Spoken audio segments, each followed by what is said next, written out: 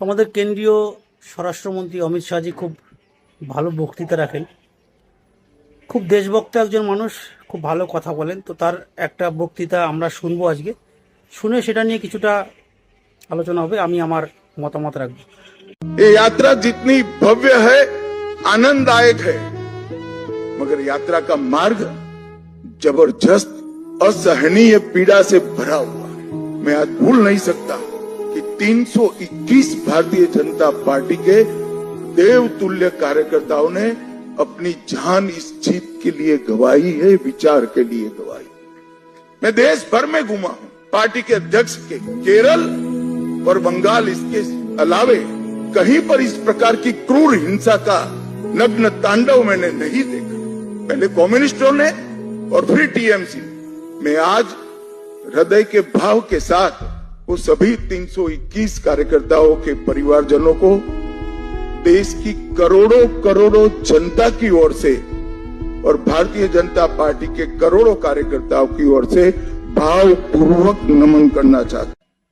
Hello internet, this is Googlio from Barrackpore. কথায় আছে, যাত্রার পথ যত কঠিন হয় পৌঁছানোর পর আনন্দ তত বেশি পাওয়া যায়।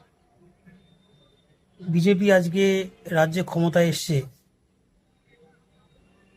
বহু মানুষের প্রাণহানি ঘটেছে, বহু মানুষ মৃত্যুবরণ করেছে বিজেপিকে ক্ষমতায় আনার জন্য।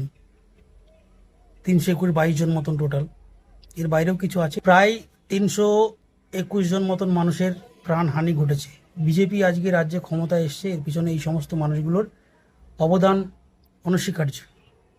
বিজেপি আজকে রাজ্যে ক্ষমতায় এসছে, বামফ্রন্টকে হারিয়ে টিএমসি এসেছিল, সেই টিএমসিকে হারিয়ে বিজেপি আজকে ক্ষমতায় এসছে। পশ্চিমবঙ্গে 2026-এ যে বিধানসভা ইলেকশন, এটা ইলেকশন ছিল না, এটা একটা মহাভারত ছিল। প্রায় 2.5 লাখের কাছাকাছি ফোর্স, সেন্ট্রাল ফোর্স ছিল, পুলিশ ছিল, সাধারণ মানুষ সঙ্গ দিয়েছে, তারপরেই বিজেপি ক্ষমতা এসছে। আজকে যারা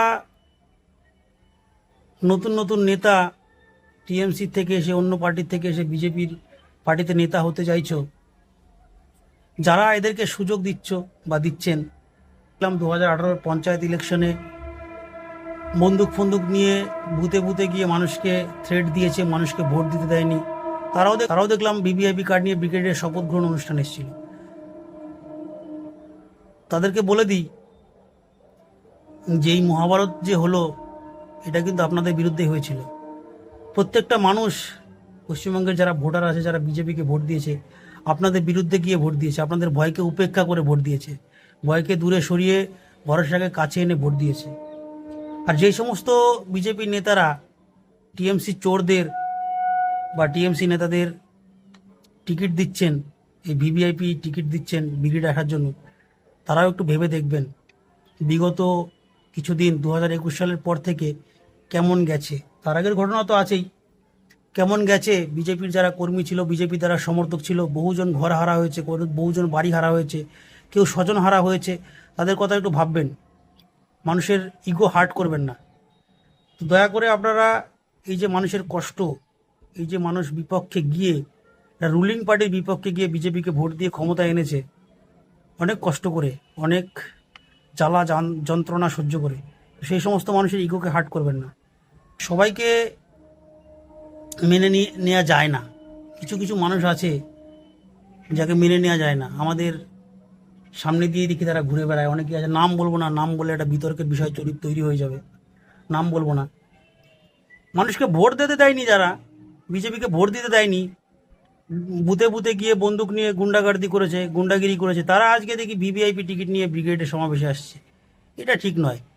আর যে ভিভিআইপি টিকিটটা তাকে দিয়েছেন বা তাদেরকে দিয়েছেন, তারা ভেবে দেখবেন যে বিজেপি আজ ক্ষমতায় এসছে 321টা প্রাণের বিনিময়ে। আর বাড়ি ঘরের হিসাব তো নেই, সম্পত্তির হিসাব নেই, কত মানুষ মার খেয়েছে তাদের হিসাব তো নেই, সেগুলো বাদই দিলাম। এটা একটু মাথায় রাখবেন, যাকে তাকে দলে টেনে নেবেন না। ভোটার আসুক, অলওয়েজ ওয়েলকাম, কিন্তু চোর গুন্ডা বদমাশদের দলে জায়গা দেবেন না। এটুকু একটু ভাববেন, সাধারণ মানুষের কথা মাথায় রাখবেন। সাধারণ মানুষের ইগো হার্ট হয়েছিল বলে 2011 সালে সিপিএম চলে গেছিল।